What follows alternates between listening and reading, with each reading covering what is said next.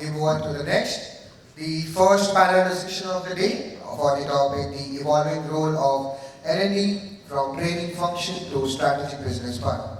For this, I would like to call upon stage our moderator, Mr. Jay Gokani, Head of L&D, K. Raheja Group. So he is a seasoned talent management and leadership development professional with extensive experience across both consulting and corporate development.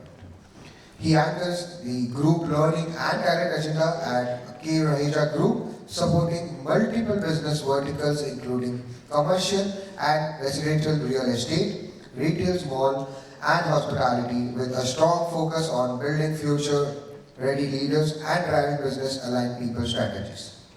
Now, the panelist, Ms. Nidhi Irani, Head HR from Renews India Private Limited, Mr. Bhushan Kulkarni, VP L&D from ICICI Lombard General Insurance, Mr. Balasubramaniam Seturaman, Head HR from Parekh Integrated Services Private Limited, Dr. Ritesh Verma, Head of L&D from Alembic Pharmaceuticals Limited, Mr. Ankita S, Head of L&D from Turtle Mint, Mr. Rizwana Sheikh, CHRO from ACAM Group. Good morning, everyone. And it's so lovely to see, there was barely any place for people to sit when I was seeing people entering. And I must say that, from whatever few conferences I have attended, a very disciplined crowd, at least till now. So I hope the spirits are still high. And we have a rich pool of panelists over here, so it was, when I was giving an option, would you want to speak or moderate, it was hands down, I wanted to moderate so I can learn as well from them. So I think, like you all know, the panel topic is the evolving role of L&D. So over the last few years, the L&D function, of course, has a significant amount of transition. I remember earlier, there was a HR manager who used to handle everything. Then L&D came into place. And now I think when you see what the organization expects from L&D is not just conducting training program, is to help them deliver results. So that's the shift, at least in my 17, 18 years of career I have seen. And so the key question is, how does this actually happen? How does L&D partner with business in such ways? And I think we also have a very diverse panel across different businesses. So just to warm up the panel, I'm going to throw an open question to them. That over the few years, in all your experiences, how has the role of L&D evolved in your organization, from a training function to becoming a business partner? Anyone can start. Bhushan, you want to start first? Yeah. So, thank you. So, first of all, I wanted to express my gratitude to the organizers and most importantly to you. In today's 15-second world of attention spans, you had a choice of attending something else and you were listening to all of us. So, thank you. Coming to the organization, before that, let me just kind of narrate one quick incident and then share what I did after that. So I was having a chat with my colleague and she said one of her friends is into knowledge management in a consulting firm, 8 years of experience, and she went to her boss saying she wants to move full-fledged into L&D, and her boss smirkishly smiled, saying, "Are you serious you want to move into a function?" And he said a word called as decaying function, and that hit me hard. I said, no, I have to answer this. Did some research, wrote an article in ETHR World saying, is L&D a decaying function or just transforming itself into a new form? And that allowed me to look into where we have gone through 4 different phases. 1990s types, where the overhead projector, and some of you may know that classic experience of yours of putting those slides, teaching people and all of that. Come 2000, you had some connectivity. So from London, someone wanted to teach someone in Lucknow, they could do that. Come 2010, we started talking about business and business language. And now we are talking of AI. These 4 have seen major shifts. And coming to our organization, while our organization didn't exist in 1990, of course, we got constituted in 2002, a general insurance company, leading general insurance company in our country. We have seen those transformations. And of course, with every such major stage or 4 stages that I'm talking about, we have tried reinventing ourselves to keep us relevant. Yeah, so those are some shifts that I wrote. Details, of course, if you can search, you will be able to find those shifts and some specific things. So in the interest of time, I'll take a pause here so that my other eminent fellow panelists are able to kind of give their thought. Anyone else? Nidhi, you want So I think Bhushan rightly pointed out that L&T has gone through a major shift. We are no more that function that only scheduling trainings, maintaining calendars, and the training are detailed. We've more built on, we've developed ourselves to build capacity for our organization. We are talking about getting business outcomes. And I think that is where the shift, and that's where we are today. And L&D has started contributing in a very different way. You know, we are sitting right besides the business, asking the right questions, and then targeting the results for it. So business outcomes is what we are targeting. Thanks. Anyone else? Ankita? Yeah, sure. So I've been with Turtlemint since the last 9 years, and when I joined here, I was a one-man army doing research on the training modules, creating modules, doing delivery, forcing people ki aa jao, training attend kar lo, you know, and that has transformed a lot over these years, I would say. To begin with, you know, since we are an organization who deals with a large network of agents, more than 5 lakh across pan-India, and they are supported by our internal frontline sales force. So training these many people in classroom was physically not possible, and it was not very effective also. So even before COVID hit in, we had pivoted into e-learning phase, digitizing content, and after COVID came in, it was a cakewalk for us because we had already aced it. So ठीक है, 2,500 content pieces बना लिया, 50,000 का monthly active users on our academy platform आ गया. But what next? You know, that was not enough.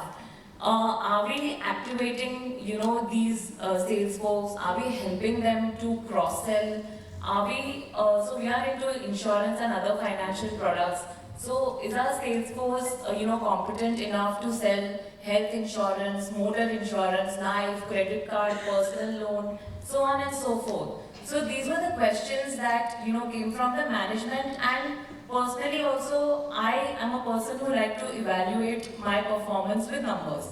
That okay, you know, just content completion is not enough, but are we driving productivity? Are we meeting the business goals? So that's where, you know, the transformation happened of the L&D function. And one last thing to conclude is, you know, first we were a push function, now we are a pull function. हमारे पास business requirements, you know, months in advance आती है that Ankita, you know, our relationship managers are inactive in health vertical. What can we do for them? So we create our training interventions to solve these business problems. So yeah, we have seen a quite shift, you know, in this manner. That says it all. Anyone else from Yeah, so thanks, Chet. And I come from pharma background, so let me give you a different flavor. So typically 15, 20 years ago, in a pharma organization, training used to be a Gyan session, where our stakeholder will say, okay, my team member, they need knowledge, please conduct a training program so that they have the required knowledge. Now, after that, stakeholders, they started coming to us and saying, hey, you know what, Ritesh, my team member, they require skill. So can you help us conduct skill sessions so that my team is skillful? We need skilled people. Now, for last few years or so, my stakeholder, they come to me and say, Ritesh, you know what, my team is facing this challenge. Can you design a training program, help my team member, find out solutions for the challenge what they are facing? Right? So, in pharma language, our stakeholders today want us to be a doctor, where as a doctor I have to diagnose, then I have to prognose, mean prescribe, and also follow through with the patient, making sure the patient completes the entire dosage and be perfectly all right. Thank you. Lovely. Bala, you want to have? I just, the paucity of time, I already have always have a contrarian view. So I come from the desi side of it. So it's like, you know, we have the real world and not as the fantasy world. So I come from the real side of the world where I work for a service industry, service organization, where we still need to push.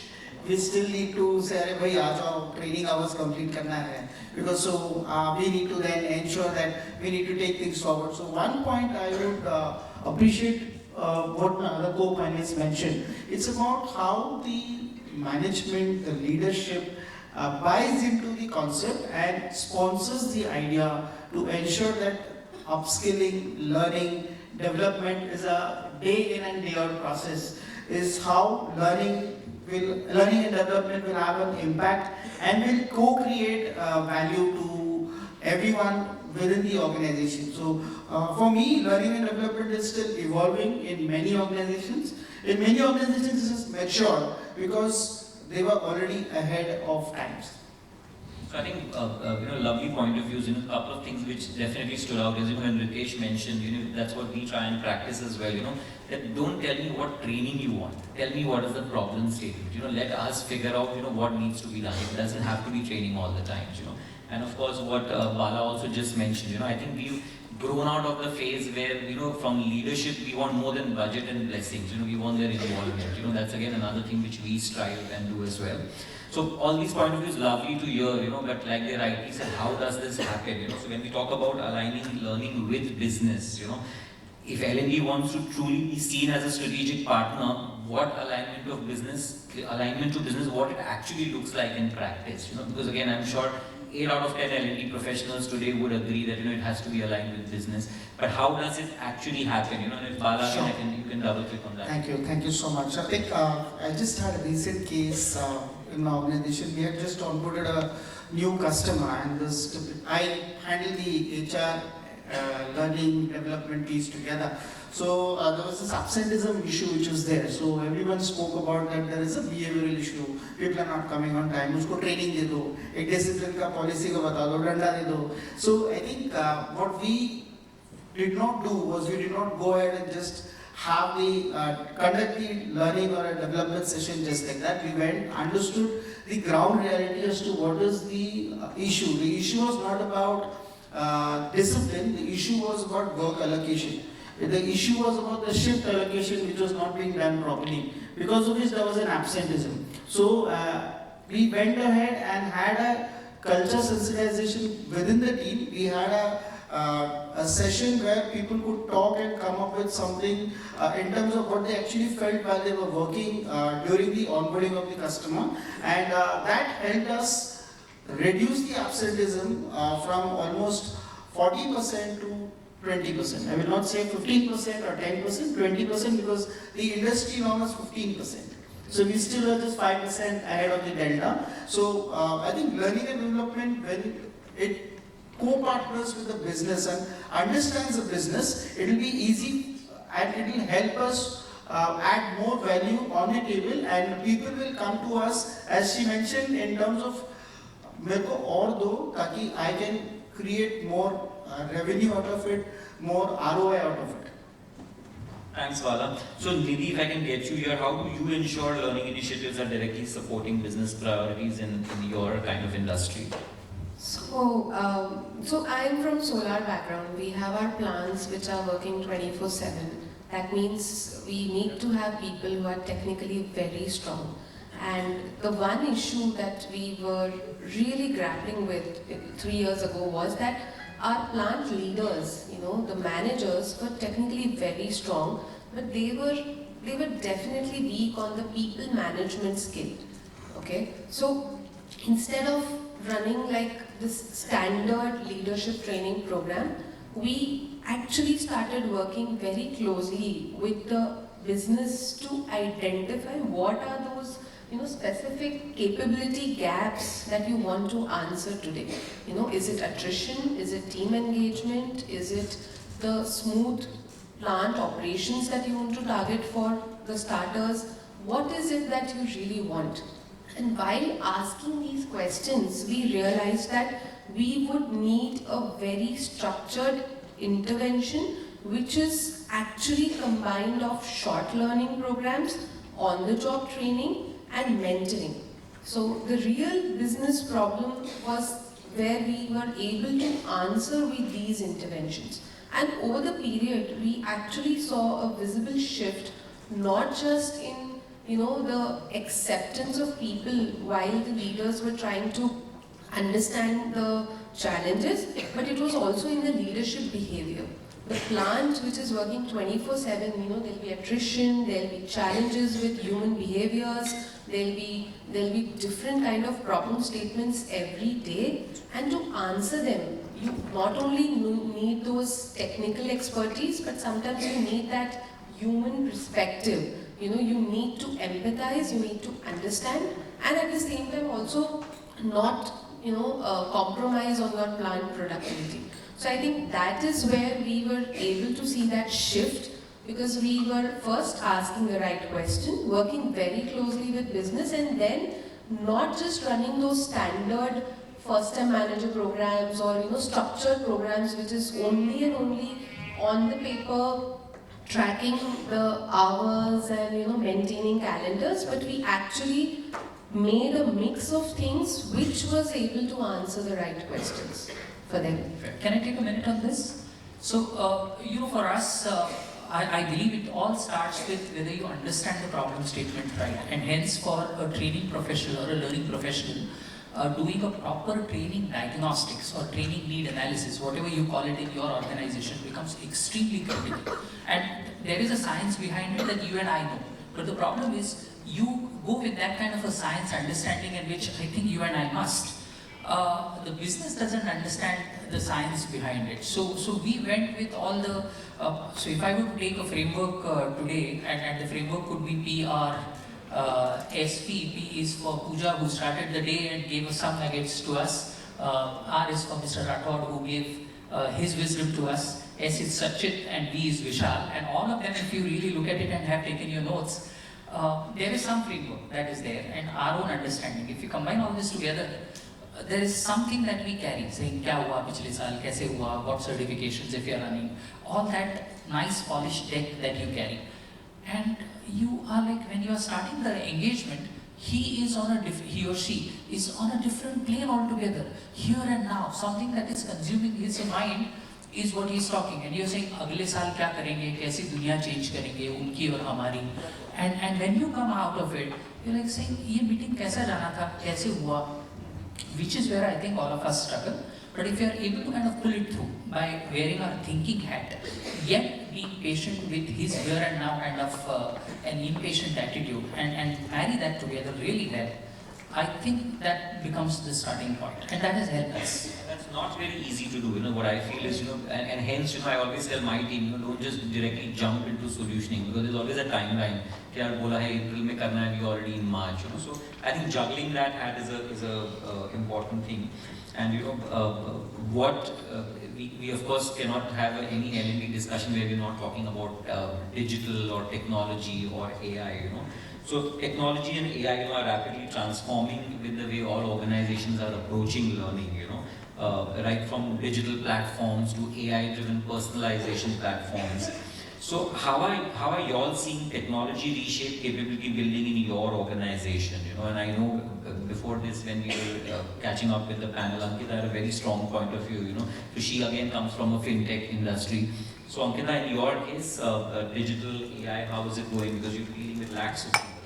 Yeah, sure. So for us, digital was the only way, as I earlier mentioned, that we cater to more than 5 lakh agents pan-India and 2,000 employees in-house across various functions.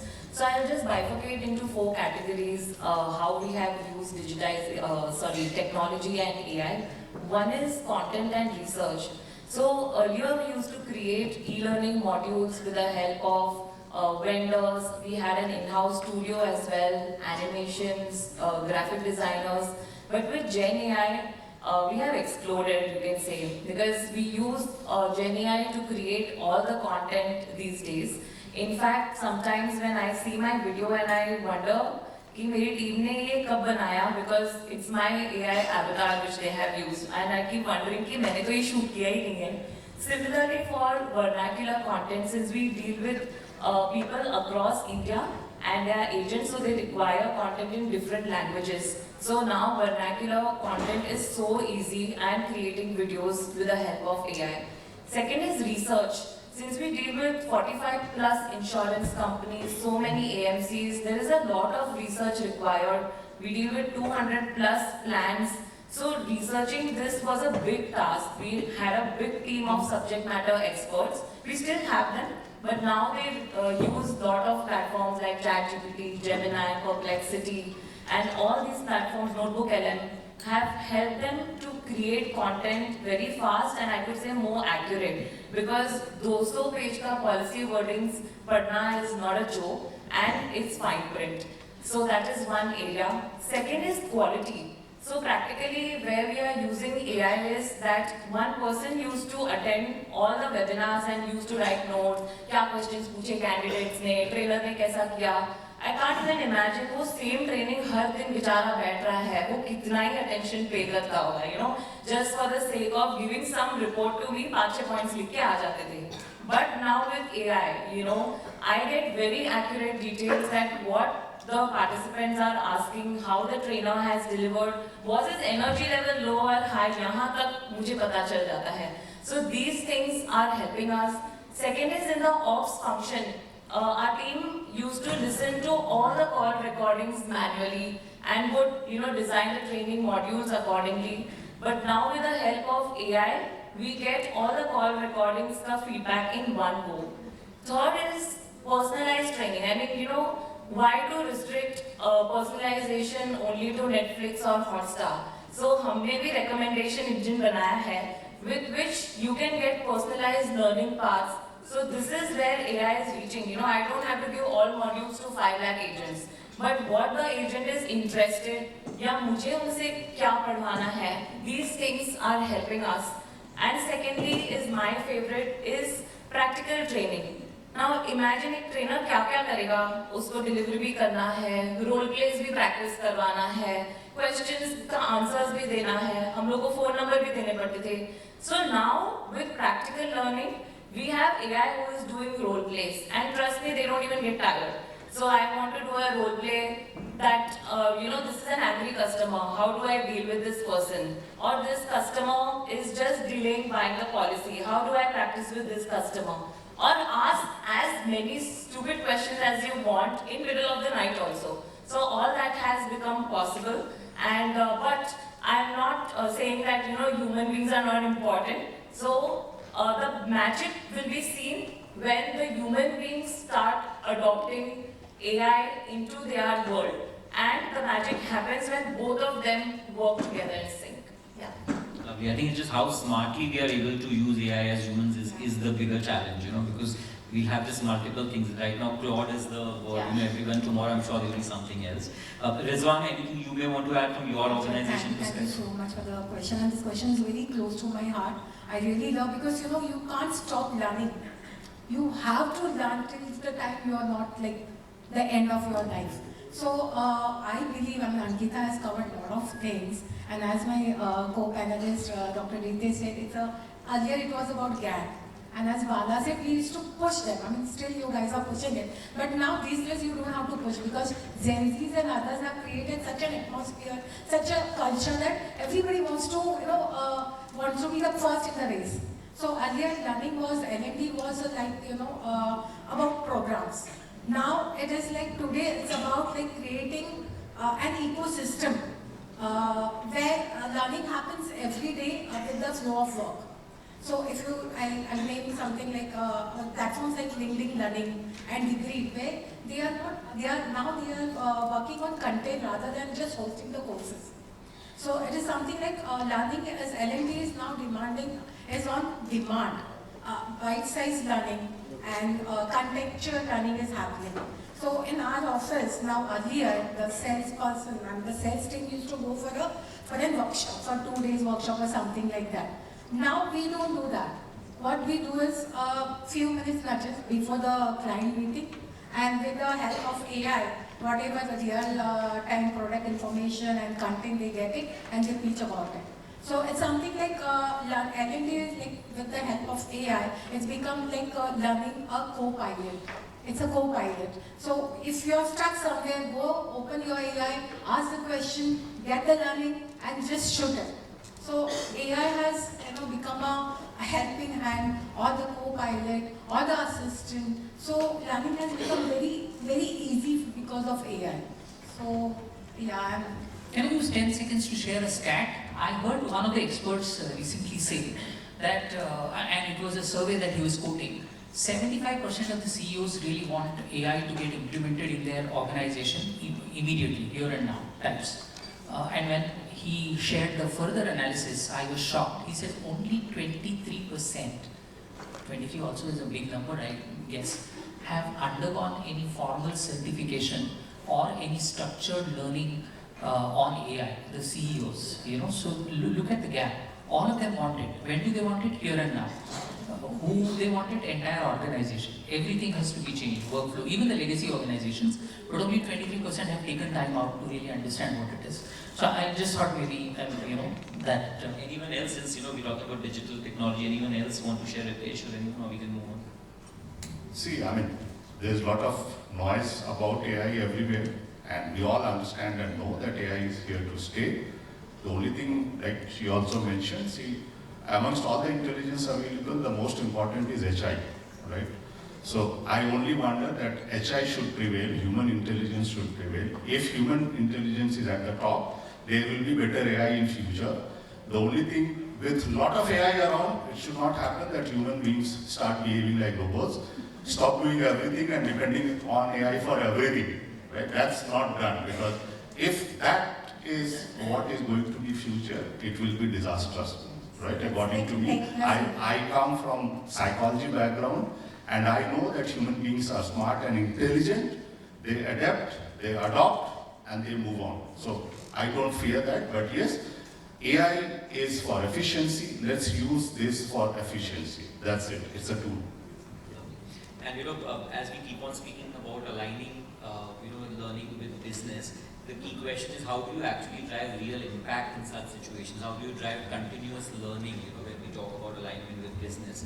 So we all know many organizations are very good at running good training programs, but how do you translate this into everyday behavior? How do you make sure continuous improvement is happening? Is that's something I wanted, some of you all to throw some light. What practical approaches have worked for you all? Bhushan, if I can start with you. Yeah, sure. So, a couple of things. So, again, yet another article that I wrote for ETHR World, talking about learning leaders 2.0, what will change in their life, and then I'll specifically come to our organization and one experiment that we have done.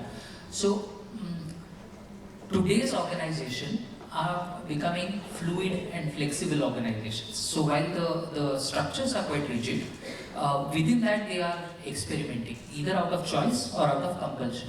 And hence, if the intelligence is moving away from central structures, which used to be the case of traditional organizations, into different parts of their organization, how do L&D or what role talent development play? So that was a question I was trying to address in that article. So fluid organizations and hence L&D leaders' response to build capability for such a fluid organization. That was the question.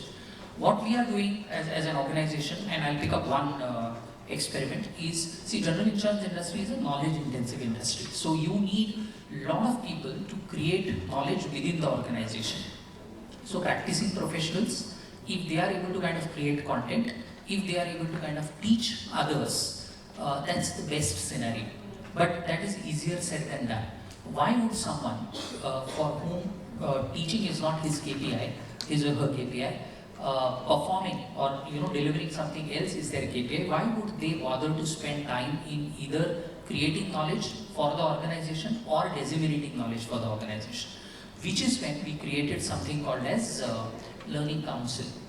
So inviting all the experts into that fold, equipping them through content creation process and the science behind that, creating that ability for them to stand up and teach, or maybe virtually teach, and then leveraging that to disseminate that knowledge for the larger organization. That structure we have created. Now the fundamental question is, why should they do it? Okay, the reason is we tagged it to the highest level of recognition, which means in a year out of, let's say, the count that we have, we invite 10 to 15% people basis the point system that they keep acquiring throughout the year, and they get felicitated at the hands of our CEO and the other management committee members. So that's the attraction. No money involved, it's only recognition, but because it's a very close-knit recognition that happens, they get excited and they contribute. Yeah. So, Ritesh, in your context, how do you make sure that you embed the learning, which is a continuous thing, so you can see some impact? Perfect. See, I'm a big proponent who believes in that learning session should lead to behavior change, right? However, I also understand for a human being to change the behavior is not going to be easy. My behaviors are outcome of so many years of experience, right? So to expect that a human being will change the behavior by just attending a training program is not going to happen. So that's number one. So I'll give you a background what we are driving at Alembic. So Alembic is 118 years old organization in India. Now with such kind of legacy, you already have some kind of culture prevailing within the organization, right?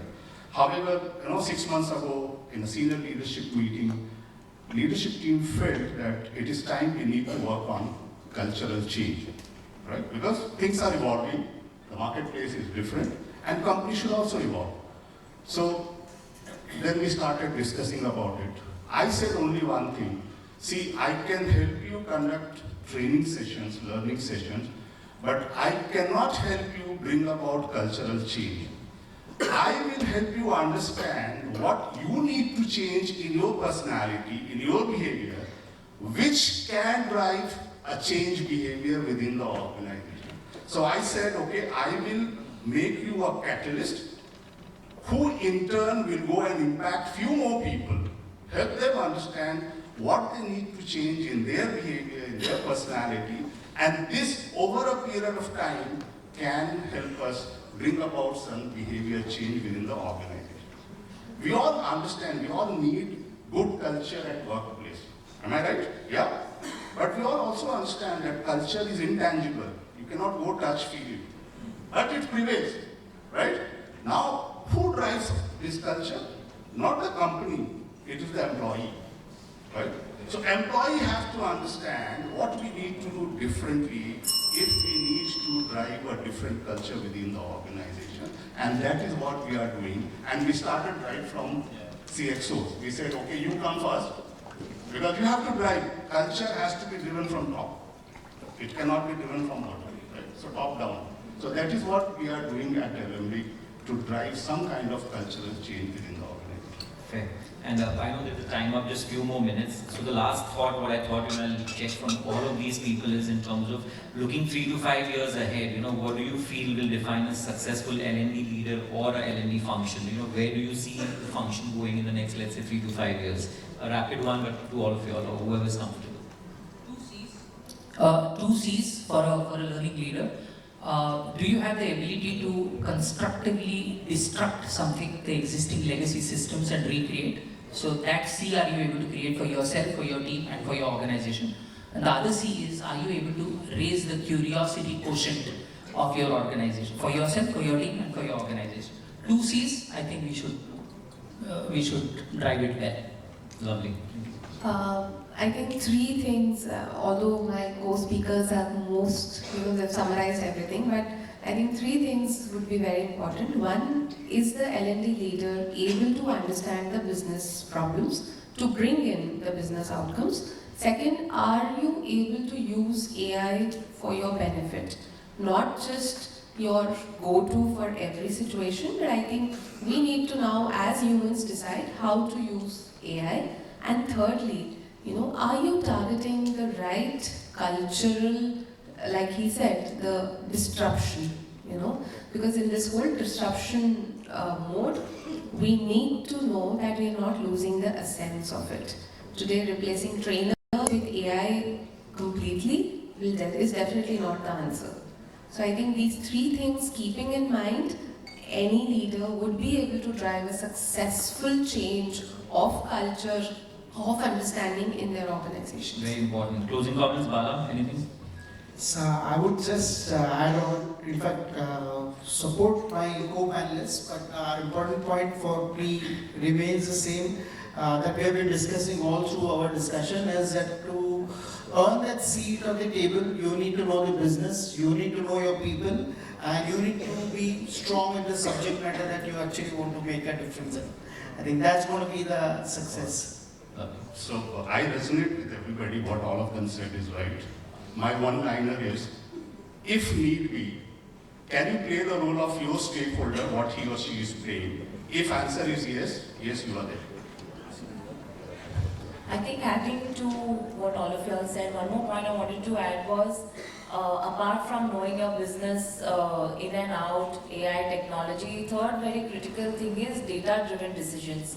So we look at a lot of data very extensively and take decisions accordingly. So just to give you a few examples, one is if we see that 5,000 agents from a particular region, say, have completed some life insurance course, and we see that okay, these people are not selling, so we pass on this data to our business stakeholders and give them that insight that okay, please go ahead and nudge them. Today, what does the business folks require? They require leads. So this acts as a very important point, and there are multiple data-driven projects. What L&D team is doing, since last 2 years, and I think it is very beneficial for all you guys who want to, go to a next level, adding to the other points.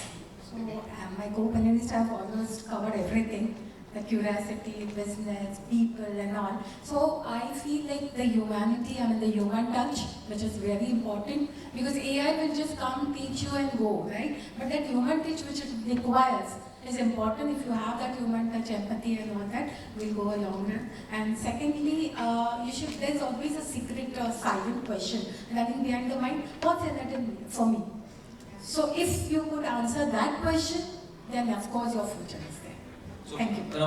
If I have to give my take in terms of future of L&D, actually all of this, plus, I'll be very happy if 3 to 5 years down the line, L&D gets tagged to business versus HR. That's where I see the future, That's where we'll see, the business will see value if we are tagged directly to the business. And do we have time for just 1 or 2 questions, if anyone from the audience? Can someone please give the mic to them? Anyone?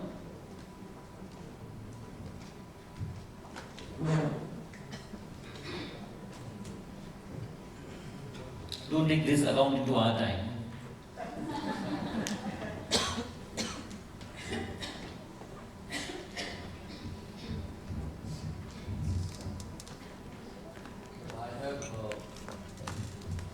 Hello. One question. How do you integrate soft skills like adaptability, critical thinking and resilience into digital learning format in current scenario? If anybody can answer the question. Adaptability, resilience and Critical thinking. anyone?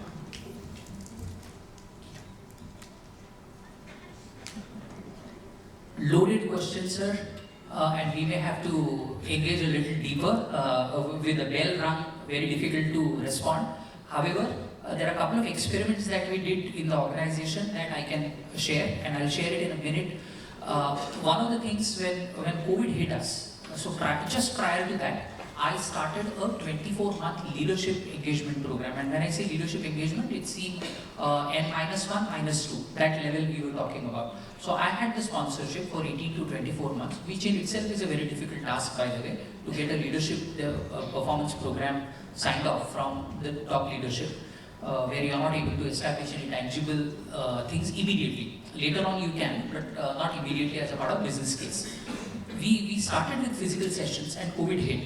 So then all of us were stuck. The industry was stuck, And then I took a decision, along with, of course, with mentors, guides, my leadership team, saying we would want to migrate this onto the digital platform. So of course, the content, case studies, engagement patterns had to change.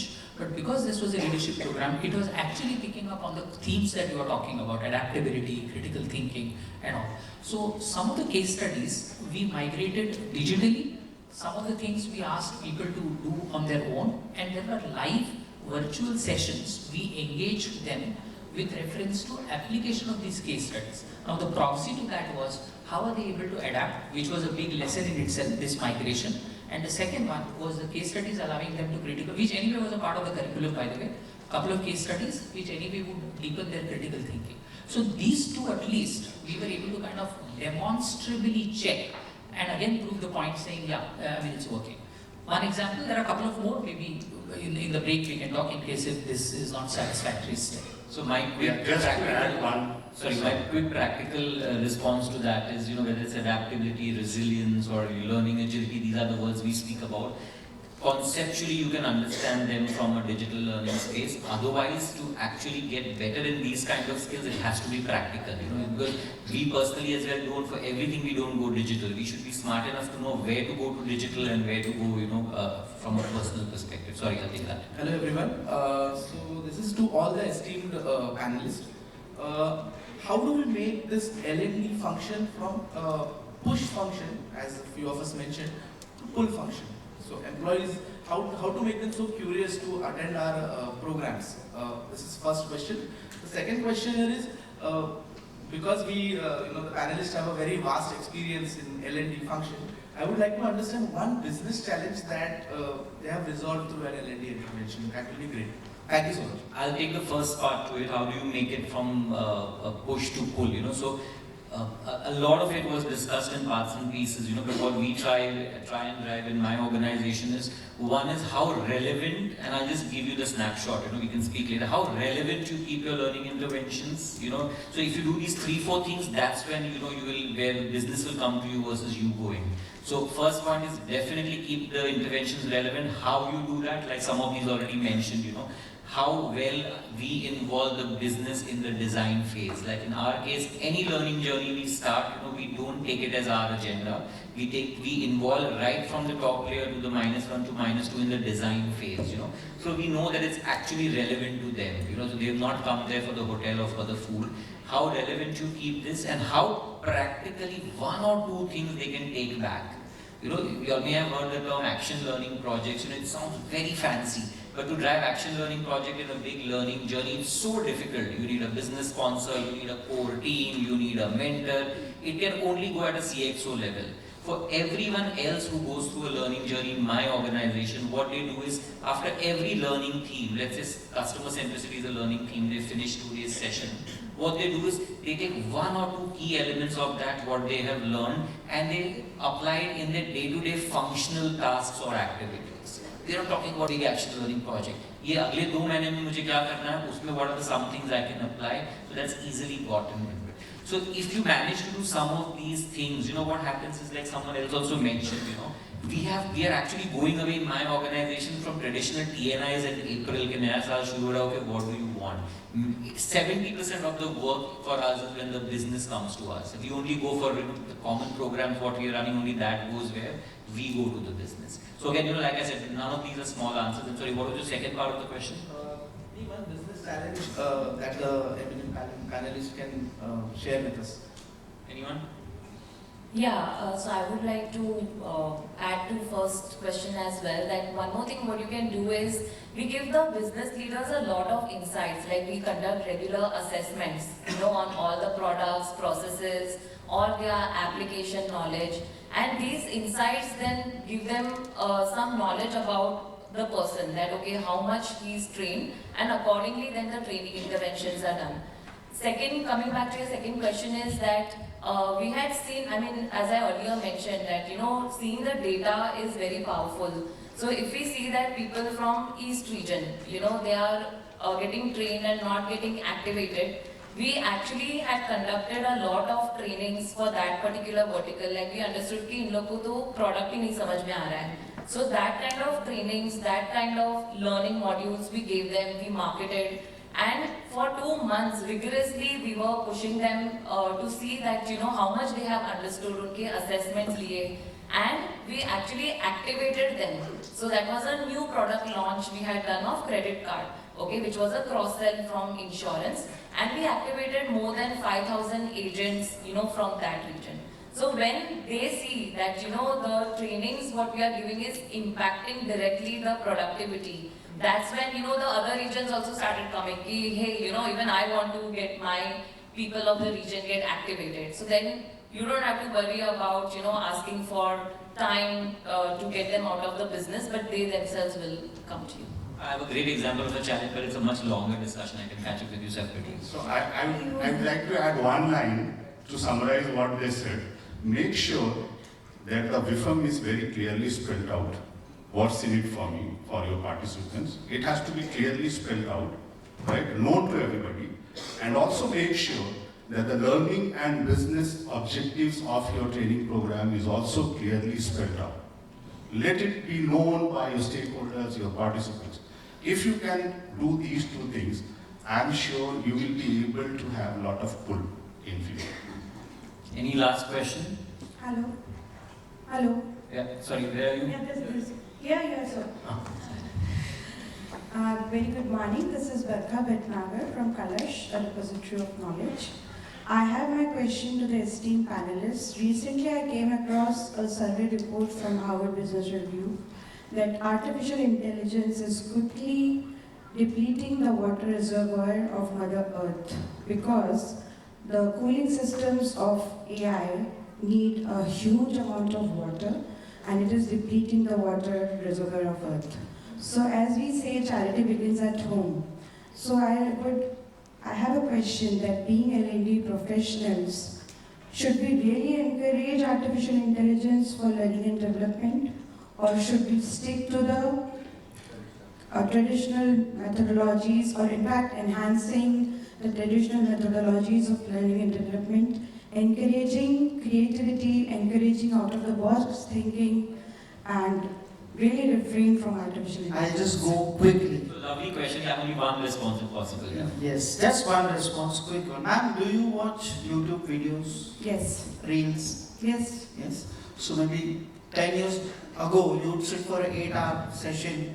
You'll have chai, nasta, coffee, then you'll have a feedback session and go back. And now you just need to, if you want to go back and just rethink or go through what you have learned in small bites, when you have a paucity of time, technology will help us. Yes. Now, how we need to utilize it is up to us. Now, if you're going to be a slave of the technology, or meaning if your boss comes today and asks you to draft an email, today what happens, my team member goes ChatGPT, Fadak, and in 2 minutes the best of the English will be there.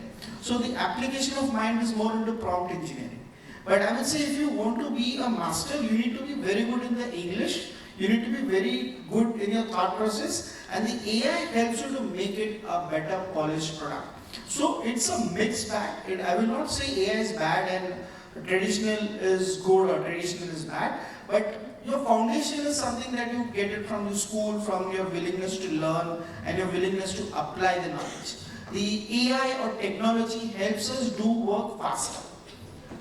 Yeah, and just speaking of 10 seconds, the question that you have asked, the philosophy or the morality behind it, would be beyond your and my influence as individuals or as departments, because it will be, the decision will be taken at board levels. Yes. And if you do not have a choice, if it is a survival foundation, then we may have to adapt. Within that, we can find some ways. ESG is a great guide, and they will add some more elements to it as to how do we still, take care of Mother Earth.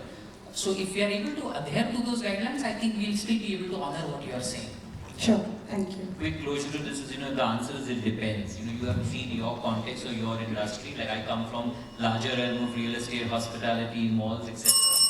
We don't 100% go. I'm about 30-35% there. Wherever I really feel I need AI, we go ahead. Otherwise, a lot of traditional things work, but it works for me. Will it work for you? That's a question you need to answer. Sure. Thank you once again, all of you all have been lovely audience, and I saw the least amount of people getting up and going. And we're just standing between you and the coffee, so we let you go. Thank you once again.